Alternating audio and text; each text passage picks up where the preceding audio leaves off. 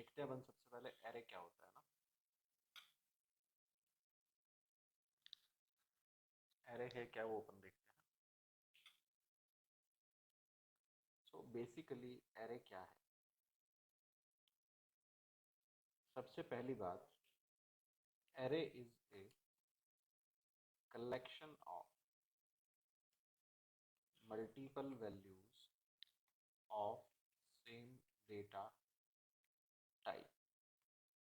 जावा में भी एरे जो है वो सिमिलर टाइप की वैल्यूज का कलेक्शन होता है, सेम डेटा टाइप की वैल्यूज का कलेक्शन होता है। जैसे 5 इंटीजर्स का कलेक्शन हो गया, या 2 फ्लॉट का कलेक्शन हो गया, या 10 डबल वैल्यू का कलेक्शन हो गया। इस तरीके से इन जावा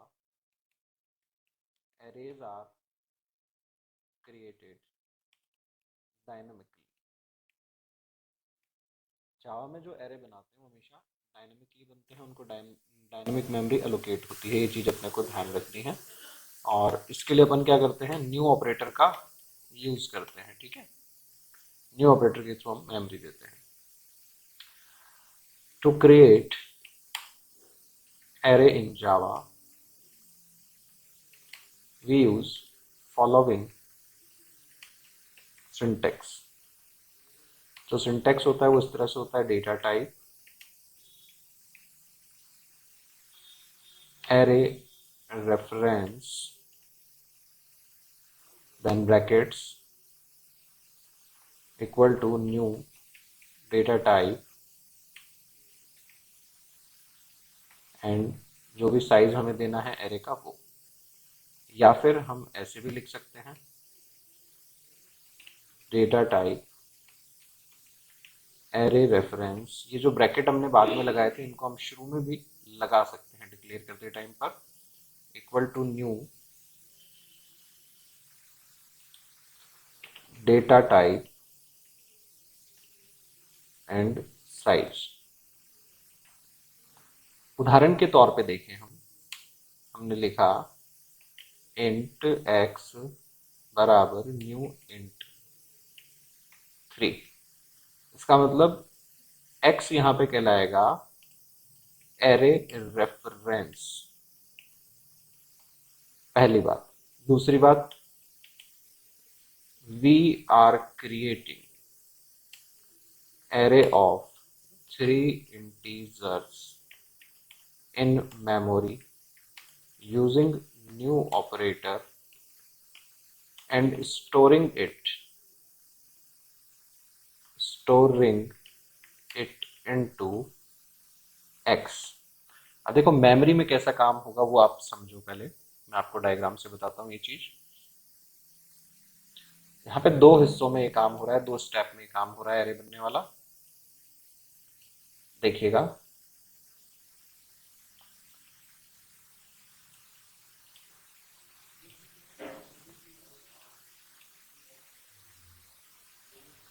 देखो जब हम यहाँ पर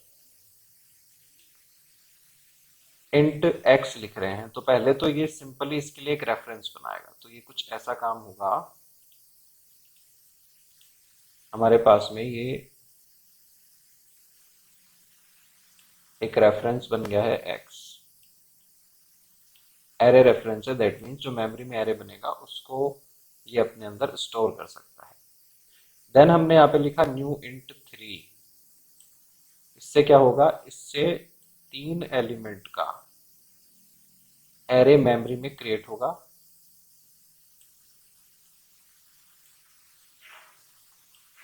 इस एरे की कुछ ना कुछ रेफरेंस वैल्यू होगी। जैसे अपने पास में सी में एड्रेसेस होते हैं ना, उस तरीके से एट द रेट करके कुछ 1 2 3 सपोज हमने ये अज्यूम किया, और ये आकर के किस में स्टोर हो गई है, एक्स में। तो एक्स अब इस एरे को, मेमोरी में बने हुए एरे को डिनोट कर रहा है।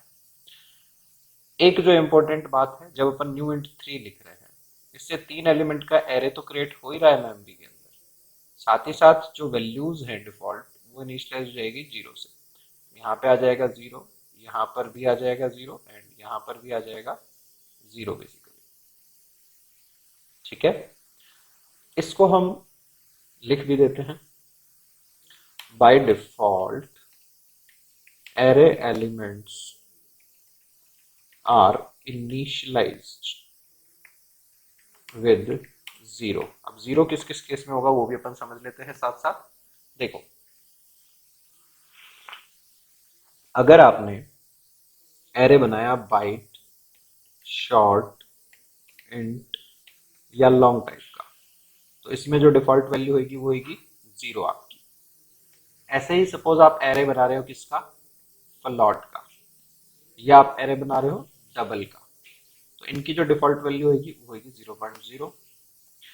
अगर आपने एरे बनाया बूलियन का, बूलियन डेटा टाइप का, तो उसकी डिफॉल्ट वैल्यू होगी फॉल्स। अगर कैरेक्टर बनाया तो उसमें होगा नल कैरेक्टर, जो हमें दिखाई नहीं देता। अगर ऑब्जेक्ट्स का आप एरे बना रहे हो तो उसमें होती है नल वैल्यू। ठीक है, क्या होती है उसमें, नल वैल्यू होती है बाय डिफॉल्ट, है ना। अब आगे अपन देखें कि ये जो अपन एरे बनाने वाला काम है इसको दो हिस्सों में ब्रेक भी कर सकते हैं। You can also create array in 2 steps. पहला अपना स्टेप हो जाएगा डिक्लेयर एरे रेफरेंस वेरिएबल, और दूसरा हमारा स्टेप हो जाएगा initialize the array reference variable by creating array. तो देखो, पहला स्टेप जो होगा वो ये होगा, कैसे हम डिक्लेयर करेंगे, एक एग्जांपल देखते हैं। लिखा इंट ARR एंड सेमीकोलन।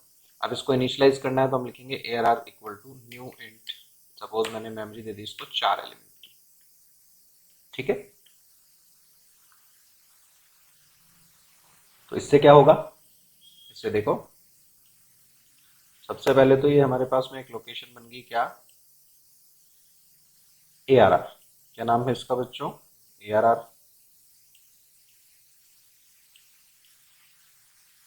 ठीक है, एंड इसको हमने मेमोरी दी न्यू इंट 4 से, तो ये 4 एलिमेंट का सबसे पहले मेमोरी में एक एरे बना,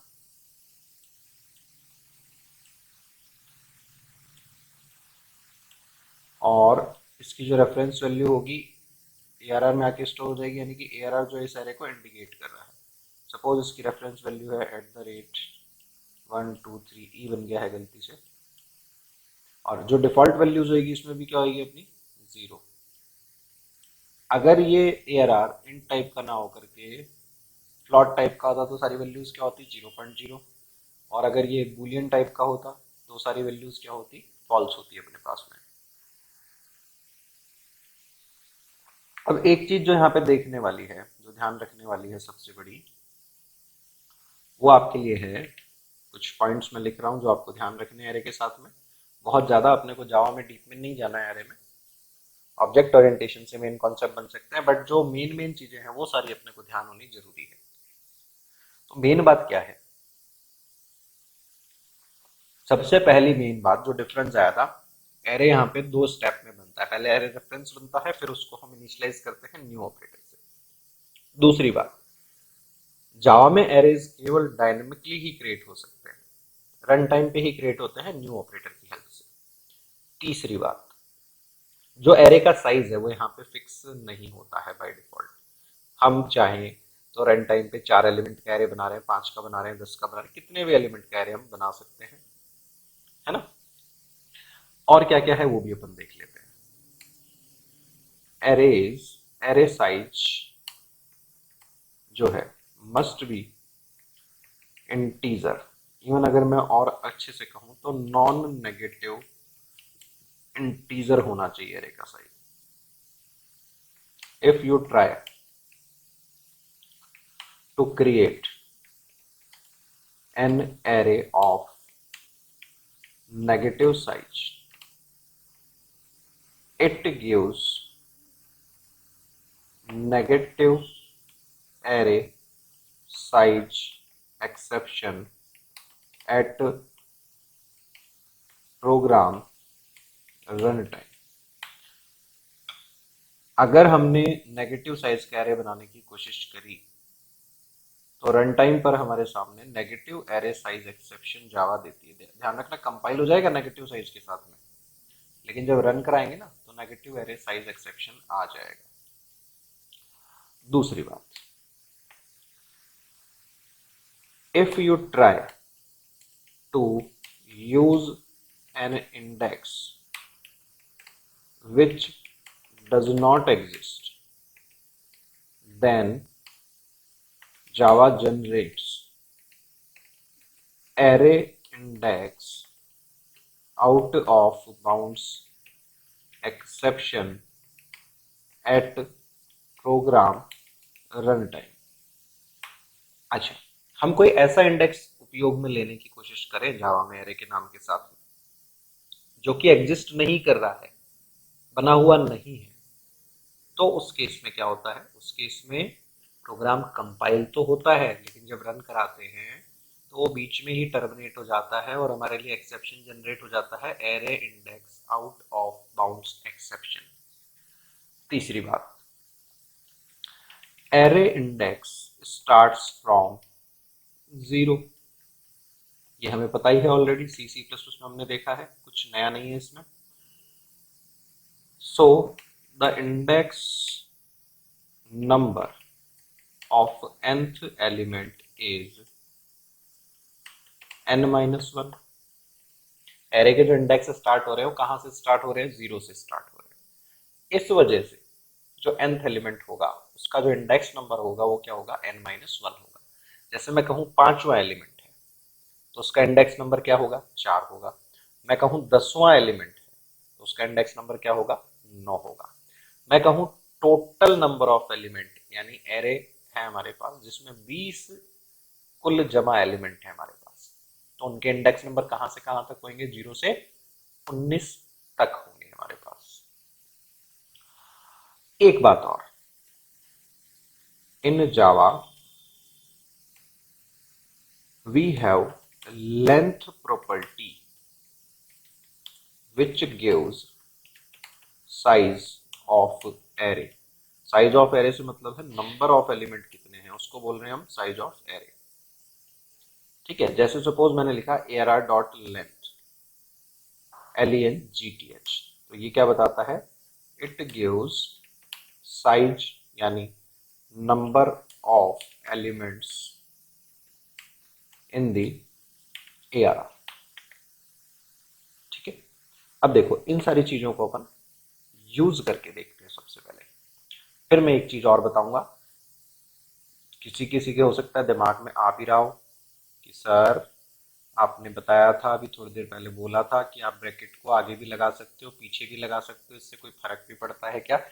ये फर्क भी अपन देखेंगे, लेकिन अभी तक जो अपन ने लिखा है उसको अपन पहले कोड से प्रूफ करेंगे अपने। तो आओ अपन करते हैं कोड अपना स्टार्ट। मेरे पास वो फाइल सेव पड़ी है जो मैं आपको पहले दिन से कंप्यूटर इंस्ट्रक्टर के इस बैच के लिए यूज कर रहा हूँ, माई प्रोग्राम डॉट जावा, इसी में अपन चेंज करेंगे। अच्छी फाइल है ये। देखो सबसे पहले मैंने एक इंटीजर a बराबर न्यू इंट 3, यानी मेमोरी कितने एलिमेंट की दे दी मैंने उसको, 3 एलिमेंट की। नाउ मैं प्रिंट कराता हूं, देखो किसको, सीधा एरे के नाम को, और हम देखते हैं क्या प्रिंट कर रहा है। सबसे पहले है ना, देखते हैं क्या प्रिंट करता है ये भी, फिर मैं आपको एक्सप्लेन करता हूं इसने जो चीज प्रिंट करी है वो क्या है।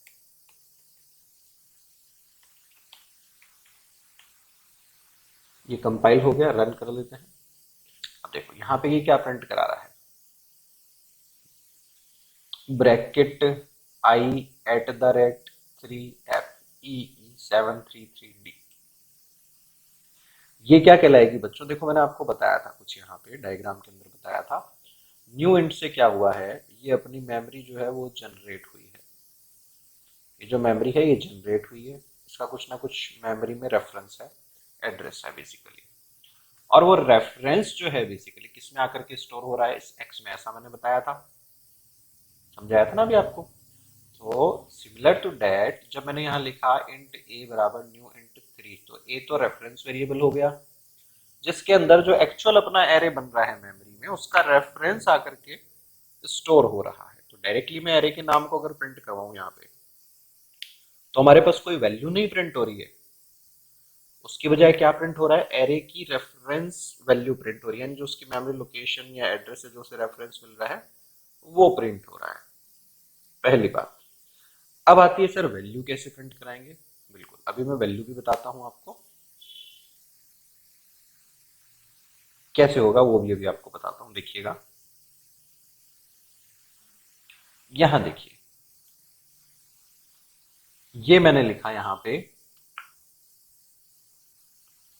System dot out dot print l n, मैंने प्रिंट कराया A0, इसी तरह से मैंने प्रिंट करवा दिया A1 और A2 को भी।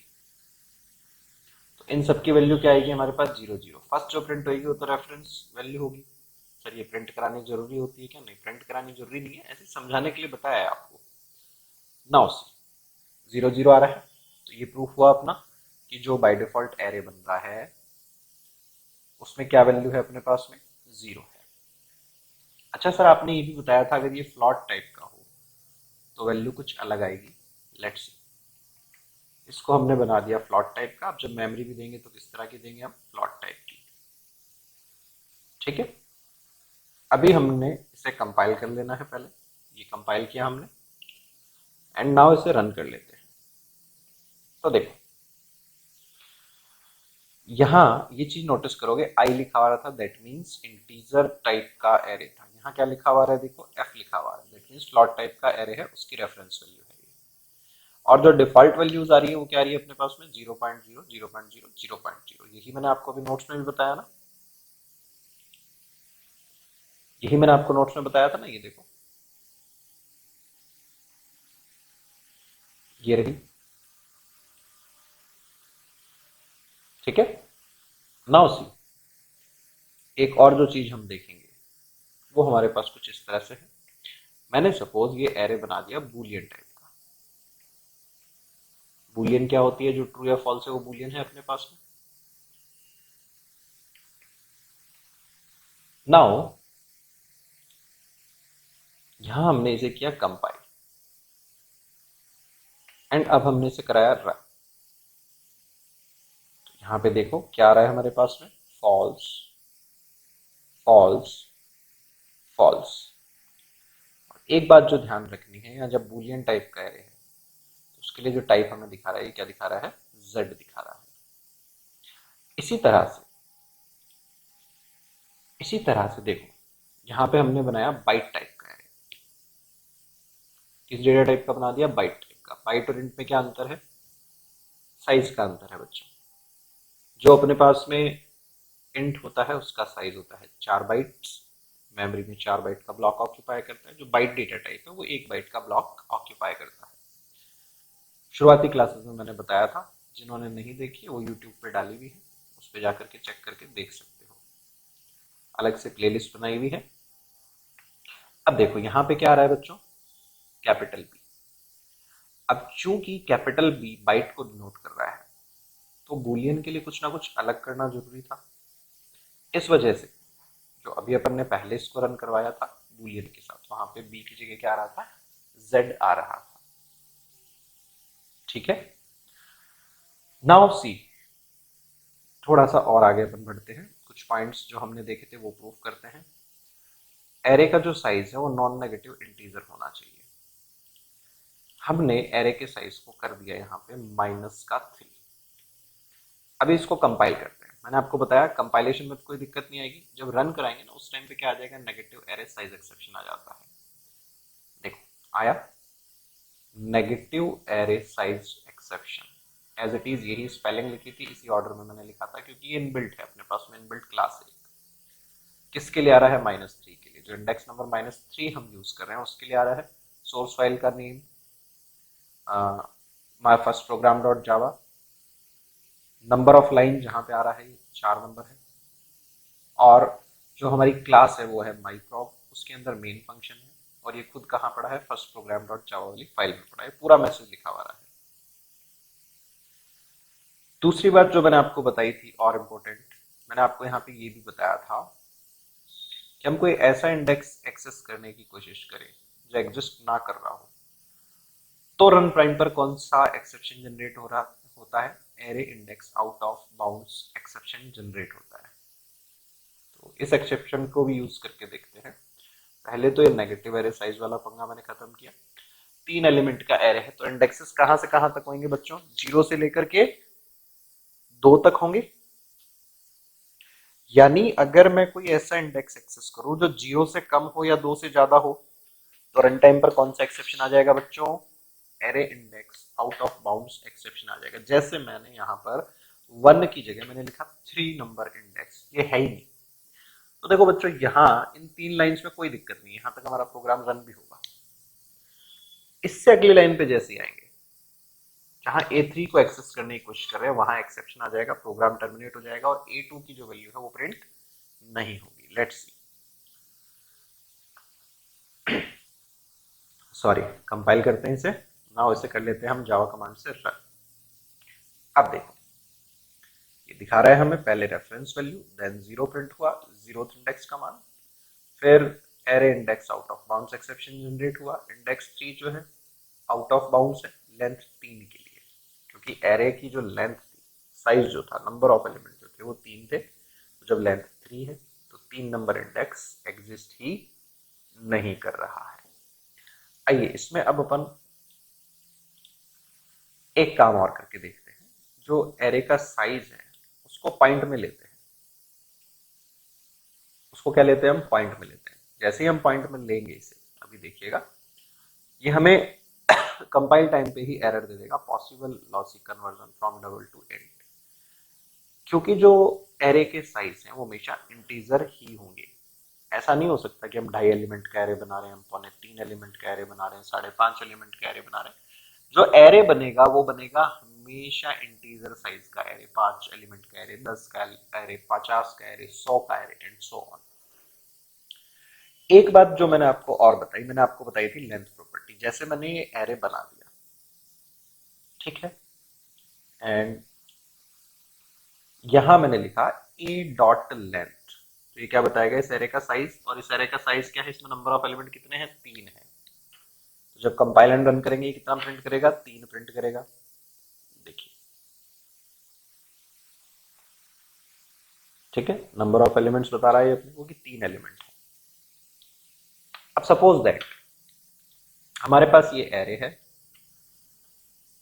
एंड इसकी वैल्यूज को हमें लूप चला के प्रिंट करवाना है। तो हम इस तरह से करेंगे, एक इंटीजर आई हमने बना दिया है, फॉर आई बराबर 0 से i less than a dot length i plus plus, और प्रिंट करा देंगे हम किसको? ए आई को। इसको प्रिंट करा देंगे अपन? ए आई को। इससे क्या होएगा? अपना पूरा एरे की जो सभी वैल्यूज है उन्हें ये प्रिंट करवा देगा। ठीक है बच्चों, 0 0 आ रहा है हमारे पास। नाउ सी, एक जो चीज बच रही थी वो मैं आपको बता देता हूं। जैसे मैंने आपको क्या बताया था कि हम ब्रैकेट को यहां देखिए, शुरू में भी लगा सकते हैं और बाद में भी लगा सकते हैं। दोनों में अंतर क्या है? दोनों में अंतर ये है, देखिएगा साहब, सब लोग ध्यान से देखना इस चीज को। जैसे मैंने डिक्लेयर किया इंट एक्स कॉमा वाई, तो इसका मतलब है x is an array reference. X यहाँ पे क्या है? एरे रेफरेंस है। वाइल वाई जो है इज नॉर्मल वेरिएबल। क्या बनेगा? नॉर्मल वेरिएबल बनेगा। यानी कि अगर आप एरे बनाते समय ब्रैकेट को नाम के बाद में लगाते हो, तो जिस नाम के बाद में आपने ब्रैकेट लगाया है केवल वही एरे का रेफरेंस होता है, जो दूसरा है वो नॉर्मल वेरिएबल होता है। इसको प्रूफ कैसे करेंगे? देखो, इसको मैं प्रूफ भी करके दिखाता हूँ। एक्स को अगर मैं न्यू इंट से मेमोरी दूंगा तो वो ठीक है, सिंटैक्टिकली करेक्ट होगा, लेकिन वाई को देने की कोशिश करूंगा तो वह एरर हो जाएगी। क्यों? क्योंकि वाई नॉर्मल वेरिएबल है। अगर ऐसा ही हुआ तो जो मैंने बात बोली है वो ठीक है। तो हमने डिक्लेयर किया int x comma y. X बराबर लिखा मैंने न्यू इंट, 3 की मेमोरी दी। इसमें कोई दिक्कत नहीं आएगी, नो प्रॉब्लम, ये बन जाएगा। मेमोरी में एरे क्रिएट होएगा, वो एक्स में आके स्टोर हो जाएगा। बट मैंने लिखा y equal to new int ये एरर देगा, क्योंकि y नॉर्मल वेरिएबल है, एरे का रेफरेंस नहीं बना है। यानी अगर आप नाम के पीछे ब्रैकेट लगाते हो एरे बनाते समय, तो जिस नाम के पीछे आपने ब्रैकेट लगाया है उस डिक्लेरेशन में केवल वो ही एरे बनता है, बाकी नॉर्मल वेरिएबल रह जाते हैं। हाँ, अगर y के पीछे भी अपन ब्रैकेट लगा देते ऐसे, तो फिर y भी क्या बन जाता, अपना एरे का रेफरेंस बनता। पहली बात, एक बार कंपाइल एंड रन कंपाइल करते हैं, कंपाइल से ही पता लग जाएगा हमें डायरेक्टली। देखो y के लिए एरर दिखा रहा है अपने को, क्या दिखा रहा है, int array can not be converted to int. क्यों? क्योंकि जो न्यू इंट 4 है ये क्या कर रहा है, इंटीजर टाइप का एरे प्रोड्यूस कर रहा है ना। जबकि जो y है वो एक नॉर्मल वेरिएबल है, तो ये इंट टाइप के एरे को स्टोर नहीं कर सकता। x में नहीं दिखाई एरर, y में ही दिखाई। अब देखो, अगर हम ब्रैकेट पहले लगा देते हैं तो क्या होता है वो भी हम समझ लेते हैं। जैसे मैंने लिखा इंट x, y। अब देखो, x से पहले आपने ब्रैकेट लगा दिया ना, इसका मतलब है इस लाइन में इसके आगे जितने भी आप वेरिएबल डिक्लेयर करने की कोशिश करोगे वो कम से कम वन डायमेंशनल एरे के लिए रेफरेंस होंगे। यानी यहाँ पे x and y both are array references, ये दोनों ही क्या है, एरे के रेफरेंस बने हैं। ये चीज अपने को ध्यान देनी है, ध्यान रखनी है। इसका मतलब सर x को भी न्यू इंट से मेमोरी दे सकते हैं, बिल्कुल दे सकते हो, y को भी दे सकते हैं, बिल्कुल दे सकते हो। दो अलग अलग एरे के रेफरेंस बन गए हमारे पास। देखते हैं, देखो, सिर्फ ब्रैकेट को आगे पीछे करने का खेल है और ये जज्बात बदल देता है पूरे पूरे। अब यहाँ भी कोई प्रॉब्लम नहीं आएगी और यहाँ पर भी कोई प्रॉब्लम नहीं आएगी। ये दोनों ही एरे के रेफरेंस है जिनको हम न्यू इंट से मेमोरी देने का काम कर रहे हैं। ये हमने किया कंपाइल, प्रिंट कुछ कराया नहीं है तो रन कराने पर कुछ नहीं आएगा। अगर हम प्रिंट करा के देखें दोनों के साइज को, दोनों की रेफरेंस वैल्यू को, तो वो भी हम प्रिंट करवा सकते हैं, करवाते हैं। देखो, पहले मैं क्या करता हूँ, x की रेफरेंस वैल्यू प्रिंट कराता हूँ, उसके बाद में मैं स्पेस दे देता हूँ और उसके बाद में x डॉट लेंथ को भी मैं प्रिंट करा रहा हूँ। सॉरी, ए हो गया है गलती से, x डॉट लेंथ करना है हमें। ध्यान रखिएगा, जैसे x के बाद में मुझे स्पेस देना है तो हम जावा में ऐसे लिखेंगे x प्लस स्पेस, उसके आगे फिर x की लेंथ को प्रिंट कराना है तो हम लिखेंगे प्लस x डॉट लेंथ, और लास्ट में क्या आ जाएगा, सेमीकोलन। सेम काम y के लिए अगर करना है तो हम लिखेंगे y plus y dot length. ठीक है, तो यहाँ पे x की रेफरेंस वैल्यू, उसके आगे x की लेंथ जो कि कितनी होगी 3, फिर यहाँ पे y की रेफरेंस वैल्यू, फिर उसके बाद में y की लेंथ जो कि कितनी है अपने पास 4। कंपाइल एंड रन कर लेते हैं इसको। देखो बच्चों, पहले कंपाइल किया, कोई एरर नहीं है। नाउ हम कर लेते हैं इसको रन। तो देखो, ये तो हो गई अपने पास में रेफरेंस वैल्यू, उसके बाद में लेंथ आ रही है x की, वो कितनी है 3, ये होगी अपने पास में रेफरेंस वैल्यू y की, और लेंथ आ रही है 4। ये प्रिंट हो गया। ठीक है बच्चों, ये चीज ध्यान रखनी है। इसके बाद हम बात करेंगे किसकी, इसके बाद हम बात करेंगे फॉर ईच लूप की।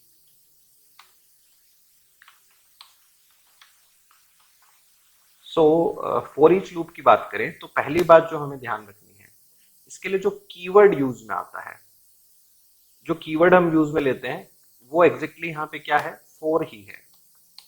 Keyword for is used in for each loop in Java. यहाँ पे फॉर ईच नाम से कोई कीवर्ड नहीं है, ध्यान रखना। कीवर्ड कौन सा काम में आएगा फॉर ईच में, फॉर कीवर्ड ही काम में आएगा। अब देखो, फॉर ईच का मतलब क्या होता है, प्रत्येक के लिए एक बार। फॉर ईच को हिंदी में ट्रांसलेट करेंगे तो उसका मतलब क्या है, प्रत्येक के लिए एक बार होता है, इसका मतलब है ना। यानी कि जब भी हम किसी कलेक्शन पे, जैसे उदाहरण के लिए एरे क्या है, वैल्यूज का एक कलेक्शन, हमें किसी कलेक्शन से एक एक वैल्यू को एग्जैक्टली एक बार किसी भी काम में लेना है तो हम यूज करते हैं किसका, फॉर ईच लूप का हम यूज करते हैं। किस लिए काम में आता है, it is used to iterate over an array और कलेक्शन। किसी भी एरे या कलेक्शन पर जब हमें इटरेट ओवर करना है, इटरेट ओवर का मतलब क्या होता है, हर एलिमेंट को एक बार उपयोग में लेना है फ्रॉम स्टार्टिंग टू एंडिंग, शुरू से लेके अंत तक, तो अपन उसको बोलते हैं iterate over an array. It access the array element in forward only manner. अब देखो फॉरवर्ड ओनली मैनर का मतलब क्या है, ये एरे के एलिमेंट्स को, प्रत्येक एलिमेंट को शुरू से लेके लास्ट तक एक एक क्रम में उपयोग में लेता है, इसको अपन बोलते हैं फॉरवर्ड ओनली मैनर। यानी 0 के बाद में 1 वाला एलिमेंट ये एक्सेस करेगा, 1 के बाद में 2 वाला, 2 के बाद में 3 वाला, पीछे की डायरेक्शन में एक्सेस नहीं कर सकता। मतलब 4 को एक्सेस करने के बाद 3 वाले को एक्सेस नहीं करेगा। सबसे बड़ी बात, नो कंडीशन, यहां कोई कंडीशन नहीं लगेगी। पहली बात तो नो इंक्रीमेंट डिक्रीमेंट, किसी इंक्रीमेंट डिक्रीमेंट की भी जरूरत नहीं रहेगी। यहाँ पे सिंटेक्स जो होगा वो इस तरह से होगा, ध्यान रखिएगा। For data type variable colon का निशान, देन उस एरे का नेम जिसपे ट्रेट ओवर करना है हमें, और उसके बाद में आ जाएंगे हमारे लूप में जो भी स्टेटमेंट हमें देने हैं वो स्टेटमेंट। जैसे अगर एरे के एलिमेंट को हम प्रिंट कराना चाह रहे हैं तो एरे के एलिमेंट को हम प्रिंट करा देंगे, और कुछ काम करना है तो कुछ और काम हम कर देंगे। जैसे देखो बच्चों, मैंने यहां क्या किया, इस प्रोग्राम में मैंने बच्चों एक एक्स एरे बनाया, उसको मेमोरी दे दी न्यू इंट 5। नाउ मैं चाहता हूं एक्स के प्रत्येक एलिमेंट को एग्जैक्टली एक बार मुझे उपयोग में लेना है, तो मैं लिखा इंट वाई कॉलन एक्स। अब देखिए एक्स का टाइप क्या था, इंट था, तो यहाँ जो वाई अपन ने बनाया वो किस टाइप का बनाया, इंट टाइप का। एक्स अगर फ्लॉट होता तो वाई किस टाइप का बनाते हैं यहाँ पे अपन, फ्लॉट टाइप का। एक्स अगर अपने पास में डबल टाइप का होता तो वाई का टाइप क्या रखते हैं अपन, डबल डेटा टाइप का रखते हैं। सपोज मैं प्रिंट करवाना चाह रहा हूं, तो हमने लिख दिया system dot out dot print l n y, simply y. अब ये ऑटोमेटिकली क्या करेगा, सबसे पहले x0 के मान को लाएगा y में, किसको लाएगा, x0 के मान को लाएगा, ऑटोमेटिकली लाएगा, किसमें लाएगा, y में, y प्रिंट हो जाएगा। फिर x1 के मान को लाएगा, फिर y प्रिंट हो जाएगा। इस तरह से एक एक करके 1 बाय 1 एक एक एलिमेंट की वैल्यू, एक एक इंडेक्स की वैल्यू को लाता रहेगा ये। तो टोटल 5 वैल्यूज अभी प्रिंट हो जाएगी, और पांचों वैल्यूज क्या होंगी, हमारी 0 होंगी, ध्यान रखिएगा। ठीक है, इसके बाद में आता है एरे बना तो दिया, लेकिन इसमें तो अभी डिफॉल्ट वैल्यू आ रही है, तो सर इन वैल्यूज को चेंज कैसे करेंगे। एरे इनिशियलाइजेशन की हम बात करें अगर, तो हमारे पास क्या क्या तरीके हैं वो भी हम देख लेते हैं। जैसे मैंने लिखा इंट एक्स बराबर, यहां मैंने वैल्यूज लिख दी 10 20 30 40 50। तो इसका मतलब है x is array of 5 elements. क्या होगा, 5 एलिमेंट का एक एरे बन जाएगा, जिसमें x0 ऑटोमेटिकली क्या होगा अपने पास में 10 होगा, x1 जो है अपने पास में वो 20 होगा, एंड सो ऑन। इस तरीके से काम करेगा। यानी अगर मैं प्रिंट कराऊंगा x को, एक एक एलिमेंट को x की, तो 10 20 30 40 50 हमारा रिजल्ट आ जाएगा। तो यहाँ न्यू इंट की बजाय हमने क्या करा है, सीधे ही एरे बना दिया और उसको स्टोर करा दिया है x में। लेट्स सी, करके देखते हैं। x बराबर, ये मैंने हटा दिया, यहां मैंने लिख दिया सीधा ही 10 20 30 40 एंड 50। तो ये लूप ऑटोमेटिकली क्या कर देगा, 10 20 30 40 50 वैल्यूज को प्रिंट कर देगा। Let's compile first then run. ये रन कर लिया अपन ने। अच्छा sir, number of element increase कर दो, बिल्कुल कर देते हैं, 60 70 80 90 100। सर नीचे लूप में कुछ बदलना है, नहीं बदलना। क्यों, क्योंकि फॉर ईच वाला फॉर्मेट अपन यूज कर रहे हैं, ये ऑटोमेटिकली अपने आप एरे के प्रत्येक एलिमेंट को एक एक बार उपयोग में लेगा, हमें कुछ करने की जरूरत नहीं है वहां पे। एक बार स्क्रीन क्लियर कर लेता हूँ, कंपाइल कर लेते हैं ये, और कर लेते हैं इसके बाद में हम रन। ठीक है बच्चों। अच्छा सर, और भी कोई तरीका है इनिशियलाइज करने का। देखो बिल्कुल, इनपुट वाली जो क्लासेस है उनसे भी हम इनिशियलाइज कर लेते हैं, लेकिन उससे अभी अपन नहीं कर रहे, अपन डिक्लेयर करते टाइम पे ही एरे को इनिशियलाइज कर रहे हैं। एरे इनिशियलाइजेशन वाइल डिक्लेरेशन, जब एरे को डिक्लेयर कर रहे हैं उसी टाइम पर हम क्या कर रहे हैं, एरे को इनिशियलाइज भी कर दे रहे हैं।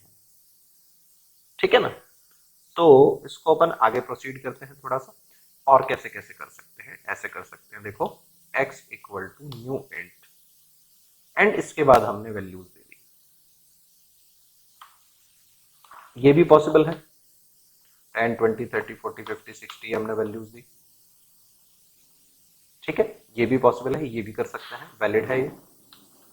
बट एक चीज ध्यान रखना, अगर आपने इस तरह से किया, न्यू इंट साइज दे दिया यहाँ पे और उसके बाद में आप वैल्यूज दे रहे हो, this will become an error.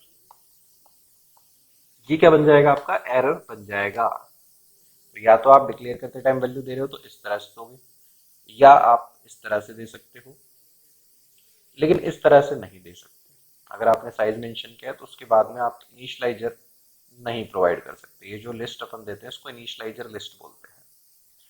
इसके पहले या तो कुछ भी नहीं लिखा हुआ होगा, ये होगा ही नहीं पूरा, या अगर लिखा है तो ये साइज नहीं लिखा होगा, और अगर साइज भी लिखा है और इनिशियलाइजर लिस्ट दे रहे हो तो आपकी एरर हो जाएगी। या फिर जो हमारे पास एक और तरीका है, वो तरीका क्या है, वो ये है कि हम एरे को डिक्लेयर कर दें पहले, एंड उसके बाद में अलग से हम वैल्यूज दे दें। जैसे मैंने x0 को दे दिया 100, x1 को दे दिया मैंने 200। लेकिन अब इस केस में क्या होगा, देखो x जो बना, पहले उसमें 5 एलिमेंट बने, पांचों में क्या पड़ा है, 0। फिर पहला ओवरराइड हो गया, 0 की बजाय आ जाएगा 100। दूसरा ओवरराइड हो गया, उसमें 200 आ गया, और बाकी सभी एलिमेंट्स क्या रह गए, 0। जैसे देखो यहाँ करते हैं अपन इस चीज को, ये देखिए मैंने यहाँ पे क्या करा, मैंने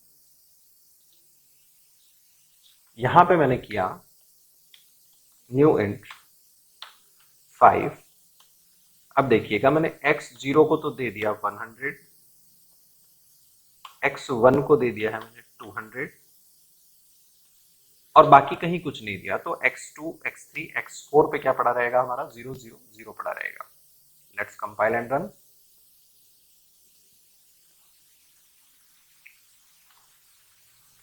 ठीक है बच्चों, गॉट इट। तो ये था अपने पास में बेसिक एरे का कॉन्सेप्ट, जिसको हम वन डायमेंशनल एरे या लीनियर एरे भी कहते हैं।